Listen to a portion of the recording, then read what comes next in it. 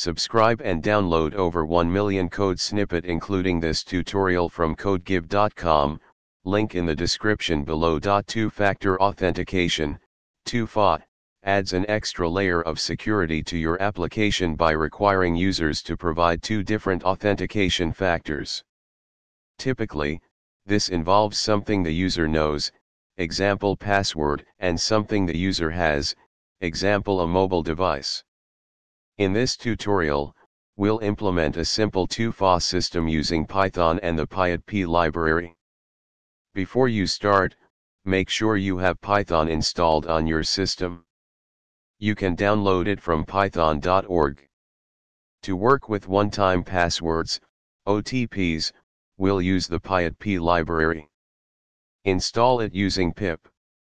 Generating a secret key. The generate_OTP_secret function creates a random secret key using pyotp.random_base32. Generating a provisioning URI.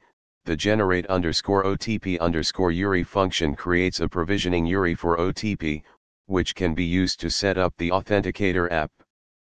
Enabling 2FA. The enable_2FA function generates and displays the secret. Two-factor authentication, 2FA, adds an extra layer of security to your applications by requiring users to provide two separate authentication factors. In this tutorial, we'll explore how to implement 2FA in Python using the TOTP, time-based one-time password, algorithm and the pyotp library. Before you begin, make sure you have Python installed on your system. You can install the pyotp library using the following command. To start with 2FA, you need to generate a secret key. This key should be securely stored on the server and shared with the user. Save the generated secret key securely on your server. To make it easy for users to set up 2FA, you can generate a QR code containing the secret key. Users can scan this QR code with a 2FA authenticator app like Google Authenticator or Authy.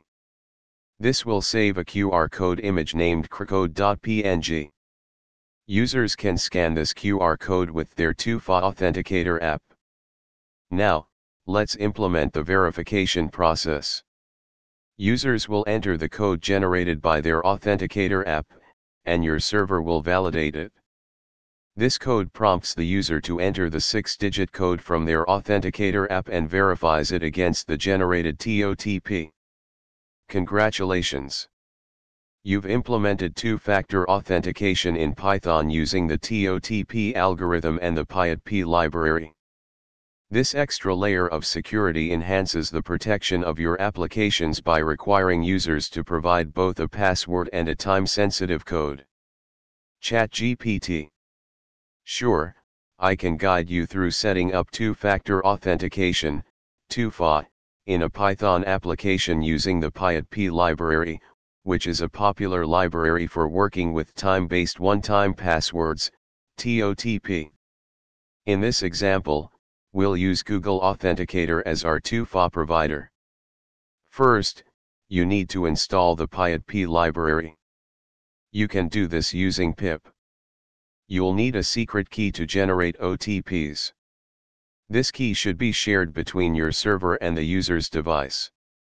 For this example, let's generate a random key.